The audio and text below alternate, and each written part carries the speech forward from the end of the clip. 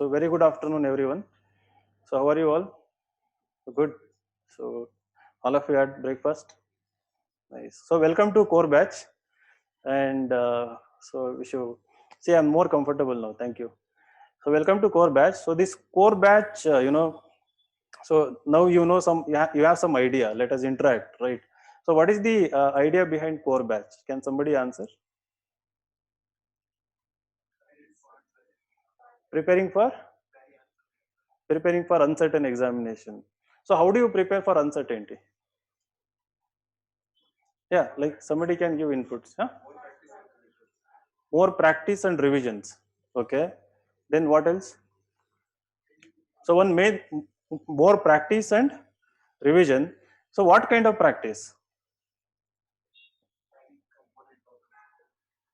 Having component of uncertainties. Yeah. See, you know that the exam is going to be uncertain. Doesn't matter how much you prepare. So bear with me. So online audience, I'm repeating it. There was problem. So I had already taken this class. I mean, for 10 minutes, I'm repeating. So you guys bear with this. Uh, to face that uncertainty, as I said, practice is very important, but at the same time, that uncertain practice is also very important on day-to-day basis. So what I mean by that is that in the core batch examination, you are going to write around 800 answers, going to write 40 essays. You know, the number of 40 essays is very significant here. 40 essays before prelims, and after prelims, another 16 essays you will be writing. So overall around 56 essays you are going to write before next year mains. That alone is sufficient for you to score like 150 marks, because all kinds of topics. And again, essay tests are graded. In the beginning, first few tests, we are going to give only 2 essay topics. So we are forcing you to write 2 essays. So you don't have options, to select any topic. So whatever topic we are giving, you have to write essay. So that means that whether you are prepared or not, when you look at the topic, that is again uncertain. So you don't know, you don't have absolute idea. But now suddenly you are faced with a situation where you have to force yourself to write 1200 word essay, right? So this gets repeated so many times, and then 2 to 4 topics, then 4 to 6 topics, and then in the end we are going to give 8 topics. And again, in these 2 topics, when we are giving 2 topics in the beginning, we are not giving you 3 hours, we are giving you 2.5 hours. So in 2.5 hours, 1 hour 15 minutes, when you look at completely alien topic, you have to write the essay. So again, what is the logic? So we are forcing you to be more efficient here. So we as humans, when faced with difficult situations, uncertainties, okay, hardships, we start realizing that innately we possess potential to face those situations and overcome those difficulties. And if you are not facing them, you will never realize those potential. So that is the reason. Okay. So in the same way, as I said, 800 answers, 10 questions, but only 1 hour. In the actual main examination, you have 3 hours, 20 questions. So instead of giving 1.5 hours, so you were forced to write 10 answers in 1 hour. Now, being in the core batch, now how will you, treat these questions, treat this 1 hour test? In the beginning, there will be 2 category of students. So somebody who has already written answers previously has have some confidence, they will try to answer all 10 questions, right? So compromising quality, they want to complete the paper. So another category, they have started just now, they can hardly answer 3 4, even if they know all 10, right? No, they will not be knowing 10 answers, they will know only 3 4 answers. So but my suggestion as part of this orientation is that, so when you are giving the first test, instead of trying to answer all 10 questions, try to answer 5 to 6 only maximum. Not every question, you can start with 3 4, but whatever answer you write, make sure that out of 10 marks it gets minimum 5 marks, right? The maximum we give is 6 marks, but the way you write answer should be of that such quality, we should fetch you 5 to 6 marks. Now, because you are going to write nearly 76 tests again and again and again, the speed will naturally improve. You don't have to actually struggle.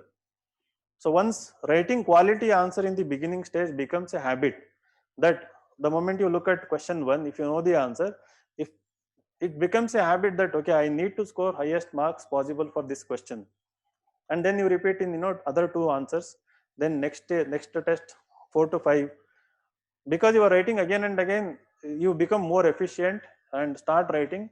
You will reach a stage where 8 to 9 answers you will easily write in 1 hour. And now imagine, now suddenly you are moving towards these 2 hour test, 15 questions. Okay, and then I think this year we have also kept 25 question 3 hour test also. So 3 hours, like 25 questions. In the first core batch, second core batch, we used to do that. So give 30 questions. Actually, at the time we started with 30. The 30 is like too much for you. 33 hours, then reduced to 25, and then 20. Like people used to have 15 minutes, 10 to 15 minutes time. After answering all paper with decent quality answers, they used to have 10 to 15 minutes to come back, underline stuff, write examples, missing examples here and there, and look at other candidates in examination hall, how others are doing. You will have attitude. So, but what again, the very purpose is that when you are very sure that you are going to have that extra buffer of 10 to 15 minutes, so 10 minutes minimum you will have. I am blindly assuring, when you write mains next year, so the questions will get lengthier, the questions will get multi-dimensional, the questions will get more broad. That is what we are going to do in the core batch. The questions will be challenging you. They will not be just very basic questions picked up as statements or something like. Half the questions will challenge you. So when you repetitively do that practice in the actual examination, you will manage paper very well, and that will have huge implication for your confidence, right? In this entire examination, the confidence is the key factor. In the preliminary or in the main examination, when you go with the confidence, and once you do paper, like say paper 1 very well, you take that confidence to paper 2 also, and then next day you don't realize that actually, if you have already written mains, you will have an idea how useful that confidence is, right? So similarly, you have ethics also. Ethics, so many papers, and ethics and essay you will improve with this practice. But what is more beneficial is the feedback. Okay, so when you are writing here, and it is going to be offline here, whenever you come and write these tests, essay, ethics, you can come to me or you can come to any mentors, bring your copies regularly and get that personal feedback. Okay, so just say that core batch and just come directly and sit there and show your copies, get the feedback, and you should persist in this exercise. You shouldn't feel that one time you tried, 2 times you tried, third time again you should try. Many people will not have that attitude. For some reasons, they cannot wait. For some reasons, I mean, they think that every minute is so important, so they have to utilize that so effectively, and they will not be knowing that every minute they are spending is in somewhere in darkness, right? So you are trying to reach something in absolute darkness. So that you should overcome. This core batch will be more useful only when you actually take feedback. Blindly practicing all your answers, so without taking feedback, of course evaluation is there, right? But there is something about offline, something about coming, talking to people, showing your copy, getting that feedback, right? So that will instill confidence, at the same time accountability. So I will ask, did you write the test, right? You will have some fear that okay, you are never going to miss the test. So that is why we have taken like few numbers, right? It's less than 40 here. So that is how we want to keep in the offline mode. So not more. Like if somebody wants to join online, maybe we can increase the number, but offline is going to be very small group. I always dream that like that is what Jaidev from OGP to core batch he came. Nandini was there in core batch, like Sachin Gupta. Core batch means where we used to have limited numbers, right? But ultimately what matters is that your absolute discipline and your willingness to use the resources, plus never losing that focus. So recently we have had small interaction with Jaydev for OGP student. So he told me, I also mentioned that in what in the Telegram channel. I had never thought about it, from that dimension. So he said that he treated entire preparation as full-time job. So he said that he treated it as a job. Like I'll start with morning 5 and end it with in the evening 11 o'clock. But I will take it as seriously as if I am recruited by say Google or Microsoft. So you cannot afford to be lackadaisical or whatever you say. You have to give everything because you paid salary, right? Here it is not the salary, but you have something ultimate reward waiting for you. That single-minded focus in every test. I mean, you have to take whatever I'm telling very seriously. This journey is for you again for how many months? 10 months. For next year mains, how many months you have? Right, around 10 months. So every day, whatever you read, whatever test you come and write, so have that single-minded focus to excel. The moment you write core batch test, the moment you write one core batch answer, as I said, you have to write not to because there is a test and because you have to write, not like that. You have to write to be the best you can be. Think of that, top 10, like never think beyond top 10. For next year, when you write prelims, when you write mains, so when you want to clear the mains and when you go for interview, the top 10 rank, like in Pradeep Singh case, should come in the, you should get in the mains only. He scored 158 in interview, so still he was rank 1. So before all these marks were out, I used to, I made videos for OGP student and IPM. I was telling them, target 950. In mains, your target should be 950 marks. Only one guy like Pradeep Singh, he has scored above 900 this year in mains, optional plus GS plus essay papers. All others have scored less than 900. So earlier, like toppers, like at least 10, 20 people used to score in the range of 900 to 950, right? So I think like last 3 topper scores were 940s, in the 940s ranges in mains. So you now there is an example that one guy has still scored 900 plus, right? He has done so well in what is his score in optional public administration? 290 something. It's not 300 plus.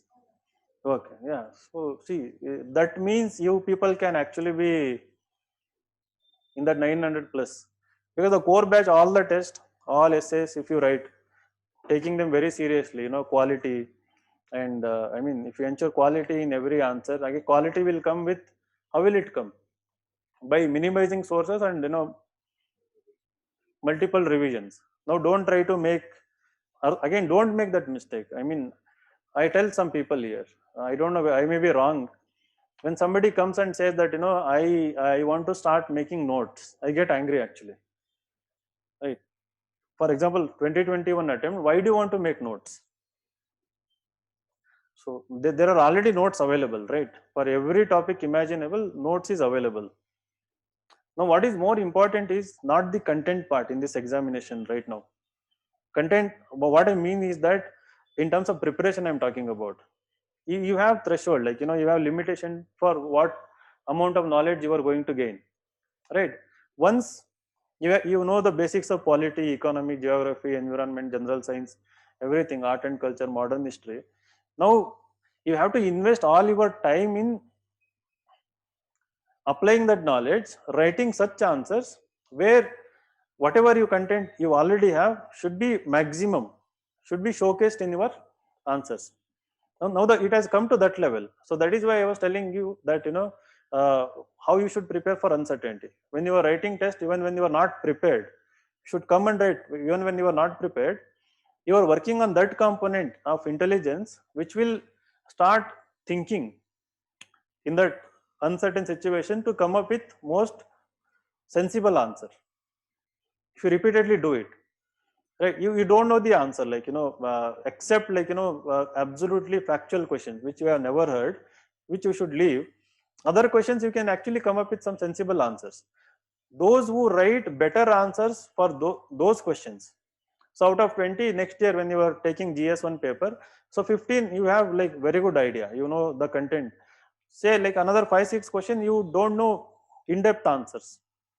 So for them, that is where the entire competition is there in mains. If you have practiced so well and if you can create some answer for those 5 questions which look like, you have actually read about them, I will talk about, it comes with that intelligence, you have to start linking, interlinking with, different parts of the syllabus, come up with that answer. If that answer evaluator believes that, okay, this is better than other obvious, generic answers, that is where your, 1 2 answers. If you look at all the GS scores, majority people who write mains, I mean, who miss by few margins, their GS marks will be 80 to 90 range, right? They would have written like, 12 to 14 better answer, other very average answers. Somebody who haven't practiced well would have left 2 to 3 questions in each paper, right? So that in that like 80 to 90 range, most of the marks lie. Now if you want that extra 20 marks, extra, 30 marks, it is in these 5 6 questions you should start cultivating that, ability to come up with very good answer. Now what is the mistake people do is that they think that last year there was question on, what, some strange topic. Now they will search it from which book the question was asked, and then they will buy the book, right? They spend so much time thinking that this year question from, this part will again come. You shouldn't do that. Instead, what you need to do, if such kind of questions come, based on whatever knowledge you have, something about everything right now, and it will go on increasing. You will know something about art and culture, everything what is there in syllabus, right? Use that very efficiently, and whatever content you already have, write the best answer in 14 to 15 answers. So like I said, 6 highest or, 7 to 8 marks in 15 markers. So there itself you are getting around, so on an average, like what is the average, say, uh, when I say 15 questions, 7 in section A and 7 in section B, let us assume. So 7 into 6, how much? Hmm? Okay, so sorry, yeah, 7 questions and 6 marks. And then if you are getting 7 marks in 15 markers, how much? 7 sevens, right? So here like 91 kind of assured. That is what you should work towards. That is the minimum marks you are getting only by attending around 14 to 15 questions. So in another 5 questions, 5 to 6 questions, the average should be somewhere around 3 to 4. Okay. So if you start getting that, like 100 plus is definitely assured. And again, it depends on your intelligence. If you are presenting your answer, then if your handwriting is very beautiful, right? Then like half of marks here and there will add up to somewhere like 115, 120 marks. And now they are giving insanely high marks in ethics paper. Okay. And at the same time, GS3, they are giving they have given very low marks. So I have come up with my own theory, like why people have scored less in GS3 marks. Do you have any idea like why? Why many people have scored low marks in GS3?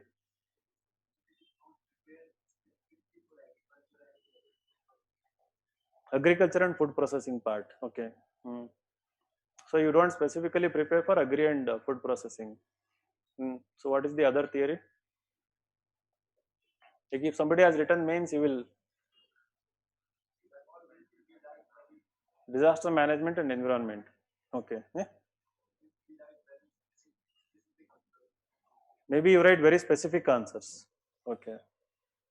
Like how many questions you can write? Like in out of 20, you might write very specific. Others still, are broad.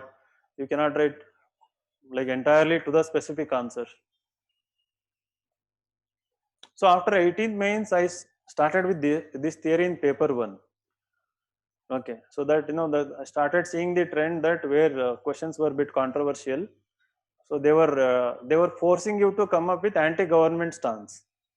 The questions were, they are feeding that opinion that you should, the mindset of an aspirant is that the moment they see the question, they start justifying it, right? Because they start justifying, you give like 5 answers and then start 5 examples and you start justifying the question. So that is how you are basically mostly trained. Not everyone is, very critical about the question. Not everyone will try to balance it. In the essay also it happens, you see the topic, then you just go on justifying with many examples. So they started giving these questions where you were forced to write very critical answers, liberal answers, right? Suddenly in 18, the marks dipped. So people who were getting here 120 in our test series started getting, like 60, 70 in GS1. Many people, because of low GS1 scores, got eliminated. So I immediately realized, so there is a reason, then analyzed the question. So next year prepared people to face them. So in wherever controversial question, never go against the government. Never go against the government's ideology, right? Never blame those institutions, those groups which are kind of affiliated with the government in your answer. And at the same time, don't be too, generous in praising the world before 2014, right? I mean, these are all truth.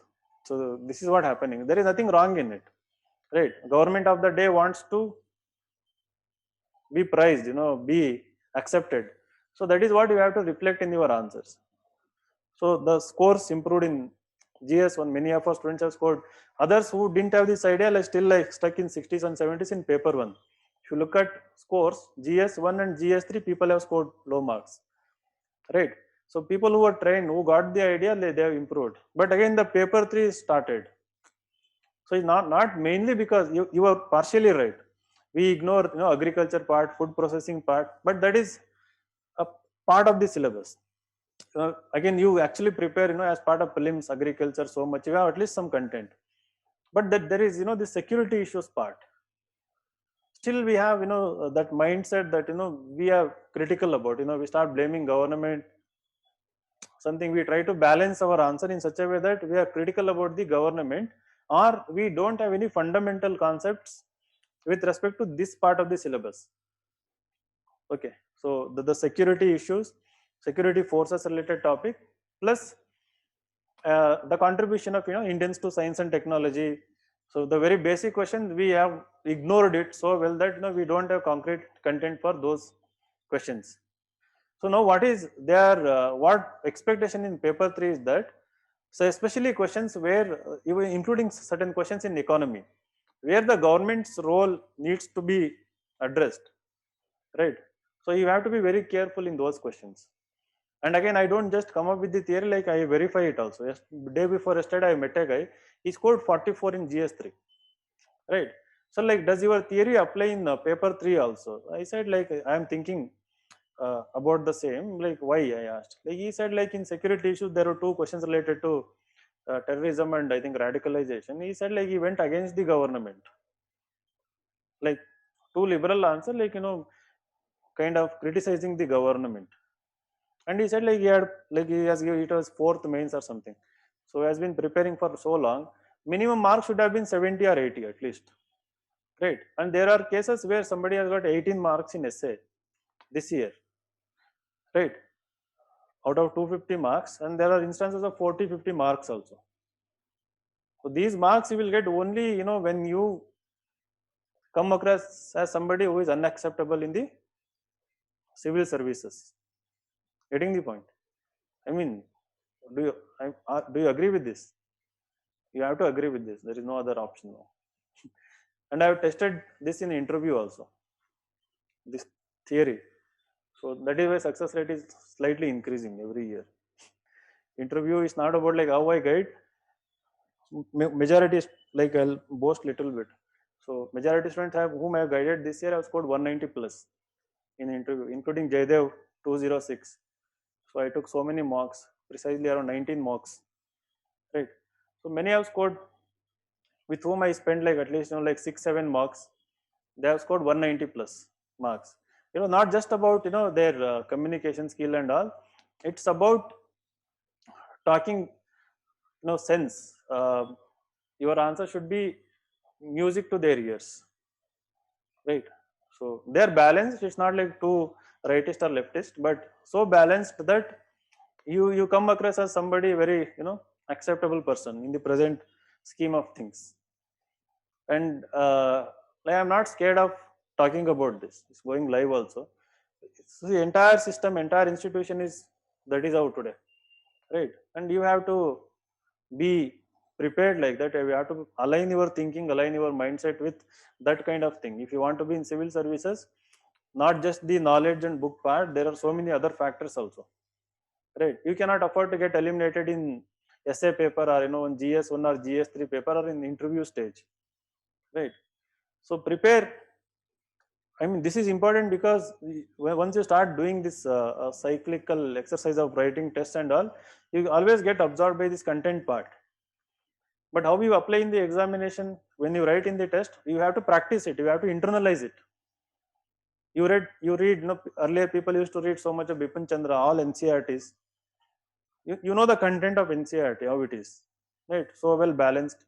Sometimes critical of the government. It encourages you to criticize the government. NCRT textbooks. So unfortunately, you cannot do that in your answers. If somebody is telling that you should still write, those kind of answers, they are actually outdated. So don't listen to them. Some people will still encourage that you can be critical, but it is not like that. So why it is not possible? Why it is not like that? So it's not robots who are evaluating papers. The people who evaluate your papers are not robots, not artificial intelligence driven, you know, robots. So they are selected from, hand picked from universities. They are hand picked. So they are not anonymously again, taken and, just like when you go to interview, you don't know which board, it is not like that. So they are basically hand picked from certain universities. They know how they think, how their research papers are and all, Okay. So it is these people who come and evaluate your papers, and you have to train your entire preparation towards that particular thing. So I'm talking more about this because you prepare so well, you know everything about every part in the syllabus. So it will be very painful to see you fail in the examination when you are actually prepared so well, right? So that shouldn't happen. So coming back to this core batch orientation, uh, any doubts till now? You may be having some doubts.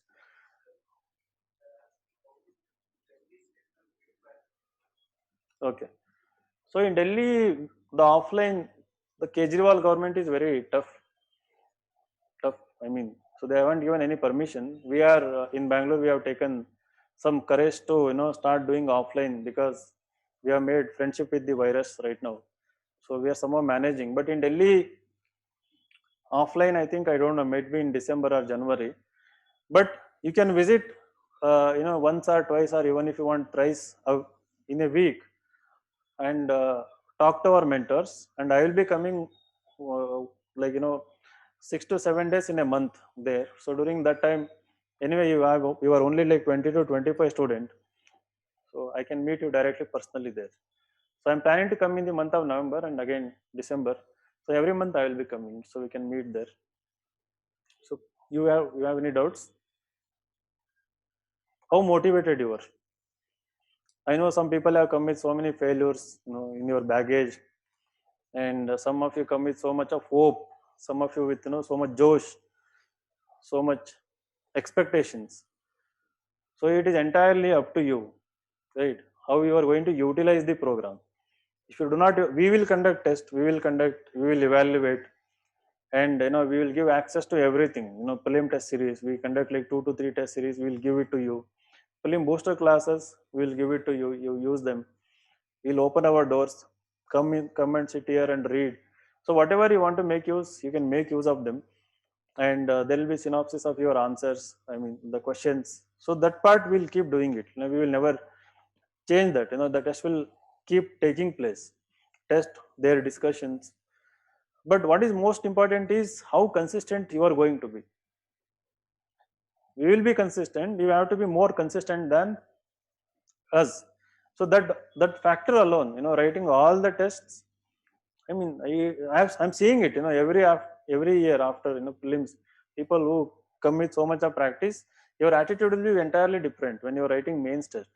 So you're not struggling to complete paper, you are not struggling to write quality answer, but you are actually trying to be in the top. You know, tweaking here and there, trying to improve your content, adding new examples, something like that. So if you reach that stage of preparation, then like nobody can stop.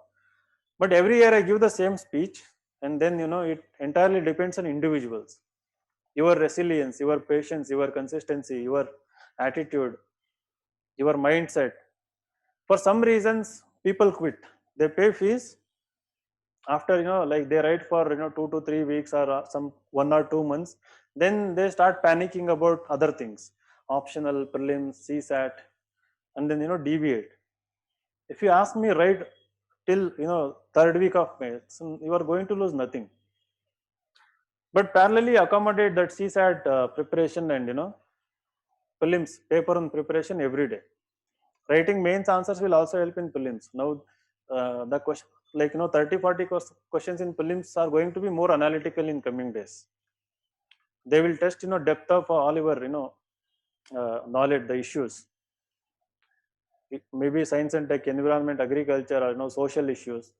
So the things that are going to come in the prelims will get tougher only. They will become lengthier. Just like if you are in the habit of writing these 150, 250 word answers and 1,000 word essays regularly, you will have the depth to answer precisely those questions which are very tricky in the preliminary paper one. And CSAT, it doesn't matter whether you come from IIT, IIM, people are failing.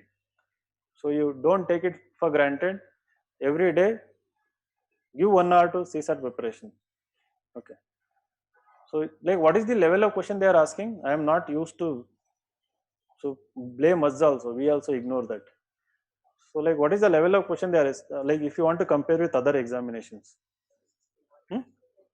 CAT. Mod. Like is CAT difficult or CSAT difficult? CAT difficult. So slightly they want managers now, I think. Hmm? So it is getting increased to that levels to some extent maybe. So why that injustice? I mean, you know, people come from various backgrounds, arts background, rural background, regional medium. So how can they decipher those passages? But the solution is we shouldn't complain. We shouldn't blame anyone. We have to increase our capabilities to that level. Assuming that it is tougher than CAT, you prepare accordingly. So my question is, does solving CAT questions help in CSAT? Hmm? So that we can start giving CAT questions. We'll ask Baiju. So we'll get CAT questions and No, I'm just asking. Like, will it help? Banking tougher than CSAT?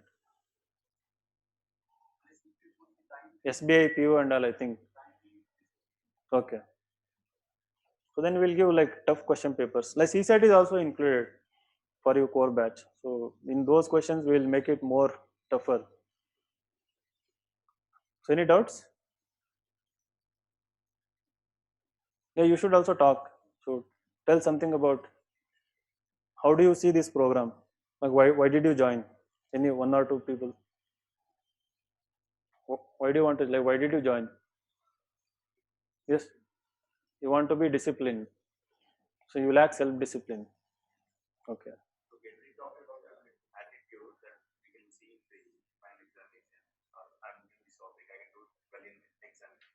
Okay. Yeah, correct. He's actually right. So he's saying that to move away from that attitude, to come out of that attitude where some people think that because they have prepared so well and written answers now and then they think that if I clear prelims, I will do well in mains. You live with that false hope or notion, saying that if I clear prelims, mains ho jayega mera. But the competition, it is so tough now, mains.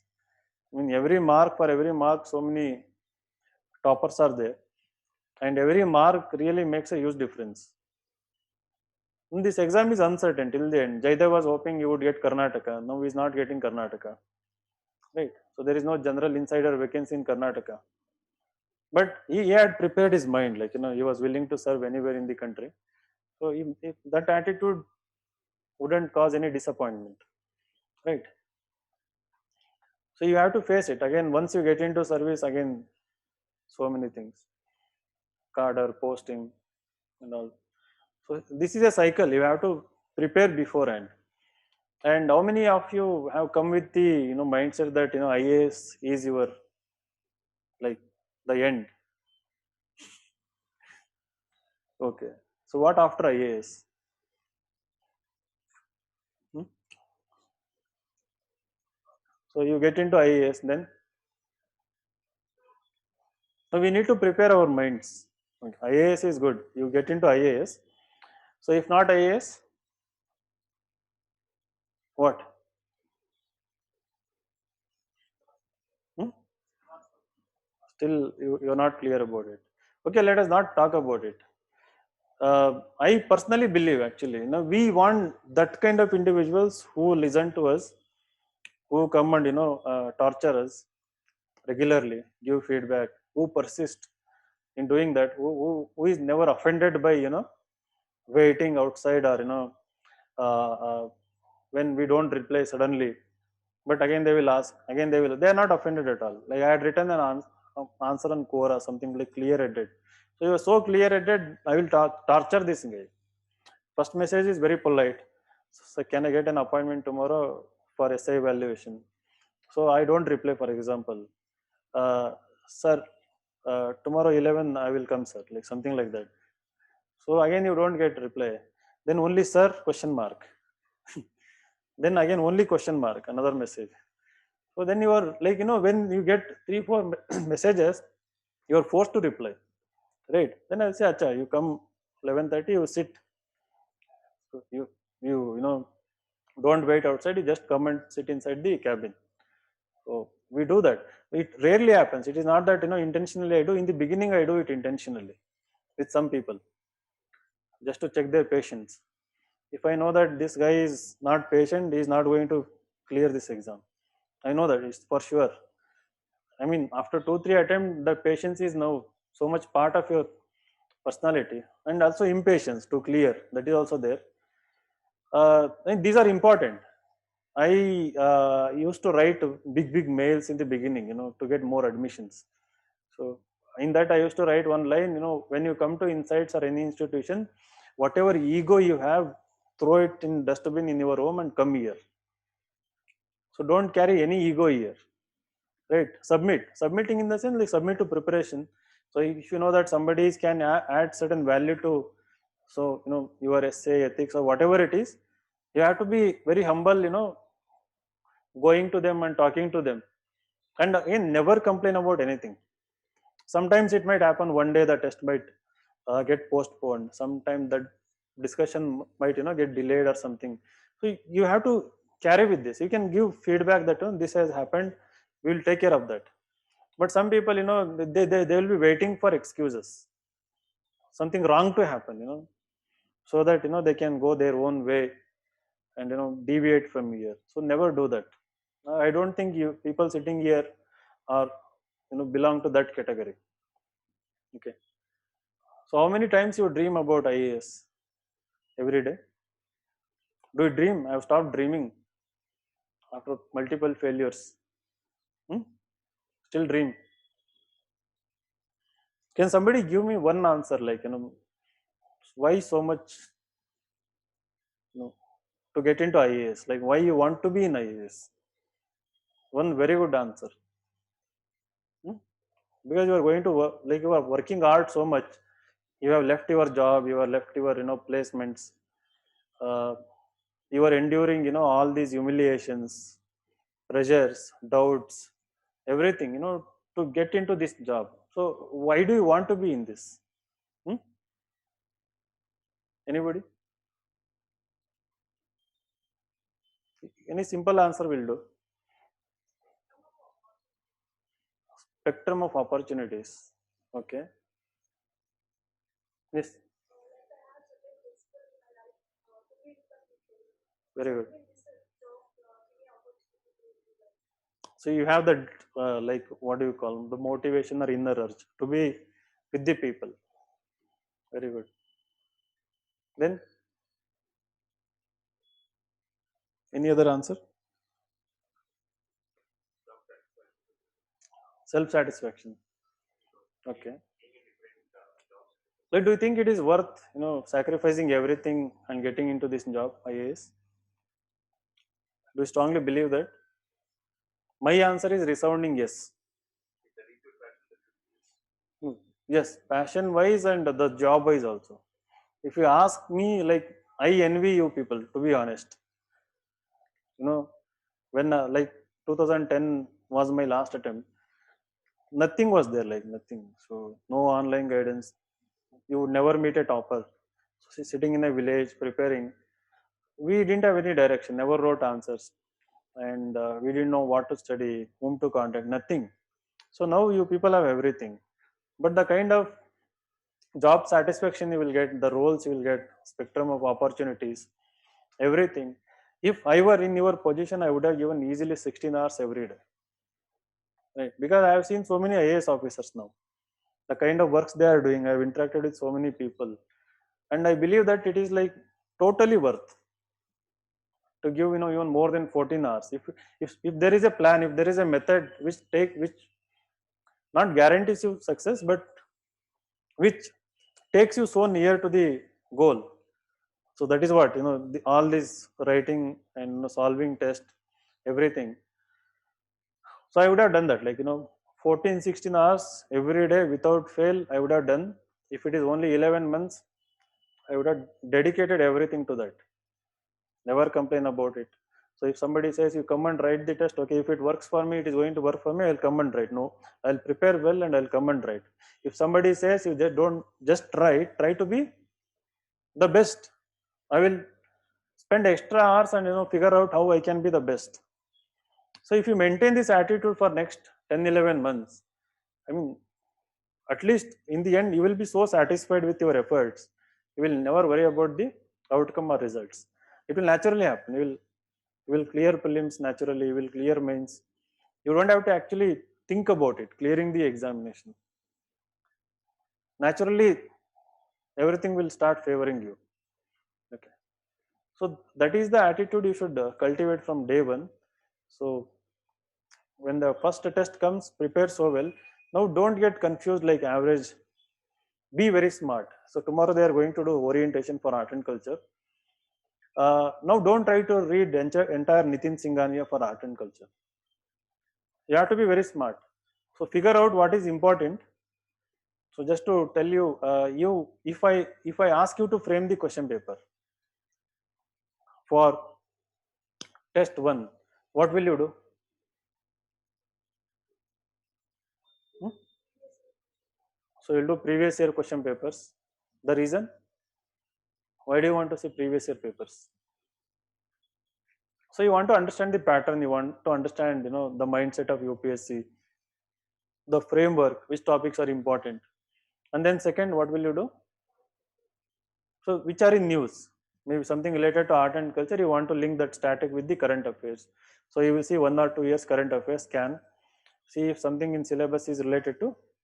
I mean, it's taken place in current affairs. Second, then what else you will do? So you'll go to primary sources, right? So once you will make a list of topics, and then from there you want to start. You want to test the candidate now. So how they should be forced to think in the examination hall, how they should be forced to come up with relevant answer even when the question is obscure. So you start thinking like that. So while you preparing for the exam, think like the guy who is going to set the paper.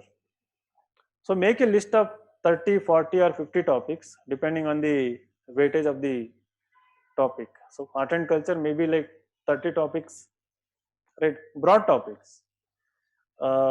And source doesn't matter here. It can be only Wikipedia. For writing 150 words, you need 5 to 6 good points, specific points, right?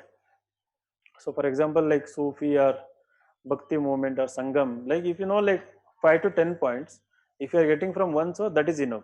So make a list of 30-40 topics, only read them, perfect them, and come to the exam. Out of 10 questions, you will know answer to at least 6 to 7 very specific answers. Now, if you start reading, all NCERTs without having a that specificity in the plan, without narrowing down to topic, so you will never complete the textbook.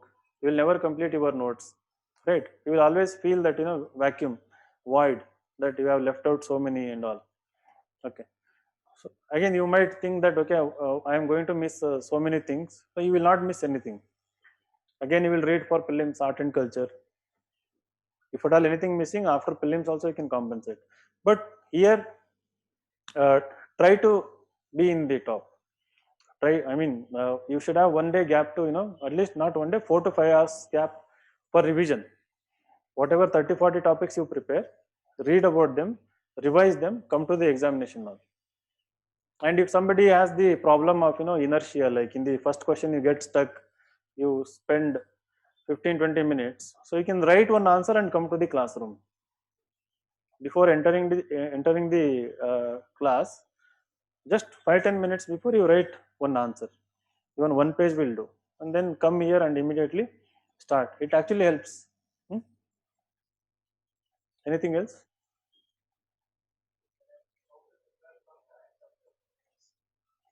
Who is asking that?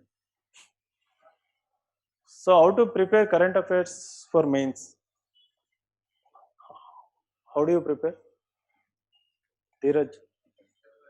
Hmm? Reading newspapers every day. Hmm. So what I am recommending nowadays is ICANN video, secure, current affairs quiz. Okay, if you are perfect with these three, in ICANN video, she is giving like how to use content for mains, GS answers, essay and ethics, plus secure. So let these two be your primary sources for mains, all your content. So don't try to again make your own notes. From secure, for example, art and culture, she said from current affairs. So if you see some art and culture related stuff in the secure, scan past 2 years of compilations, just copy paste important content as you have, according to the topics you have decided, then just remember them and come to the examination. So now I don't think you should read papers and all, unless you want to improve your comprehension, English skills and all. Read all these editorials. Of course they help in critical thinking and all, but I don't think that will be extremely useful from the mains point of view. Okay, because we are making, from editorial we are giving content, from daily news articles we are giving content, something is already ready made. The critical thinking and all, you know how to do it. Any other question there? There will be no, after that you have mains examination, mains test series. CSAT classes. You want CSAT classes also? No, they can sit in CSAT classes, but we are not live streaming it. Here we will be doing CSAT classes. If somebody wants, you can sit. But I don't think classes will be helpful. You have to practice on your own. So take question from CAT, banking exam papers, CDS, NDA papers, solve them every day. So you don't have any questions? So how many of you are from outside Karnataka? Okay. So what about you? Don't have any questions? Hmm?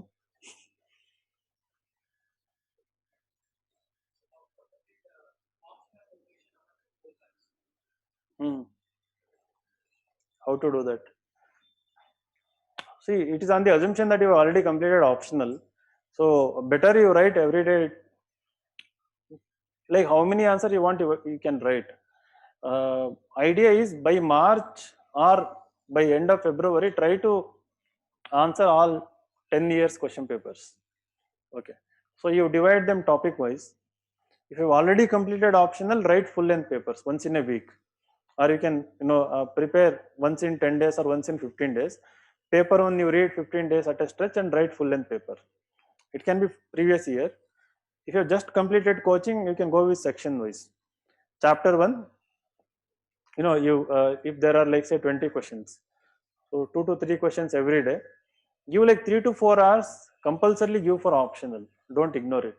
But at the same time, don't. It's an important question. Don't overdo your optional also. Even if you become master in your subject, you cannot score beyond certain marks. So be satisfied with 270 280 range. If you are assured of getting 270 280 in your optional, then spend most of your time in GS and essay papers. Okay.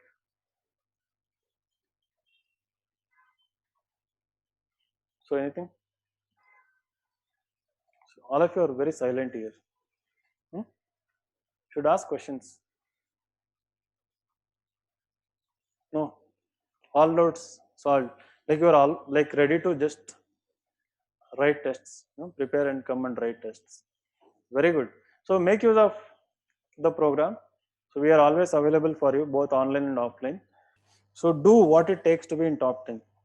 So whatever little motivation you got in this class, clarity you got in this class, the moment you exit, don't let it, you carry it every day. Okay. So that, remember, this is your opportunity and you make it an opportunity. It's so easy actually. Once you make use of everything and, there is a method to it, method to how to crack this exam. Once you are into this cycle again and again, every year you see, all it matters is, we need that kind of personality with that kind of attitude. Once we get, people with that, whatever I discussed here, and the entire journey is easy actually. You just have to read NCERT textbooks, read newspapers, practice, and clear this examination. Think a lot. I mean, you have to think a lot, while doing everything. So that is not difficult if you practice. So all the best. Hope to see you in all the tests. Never miss a test. Okay. Thank you.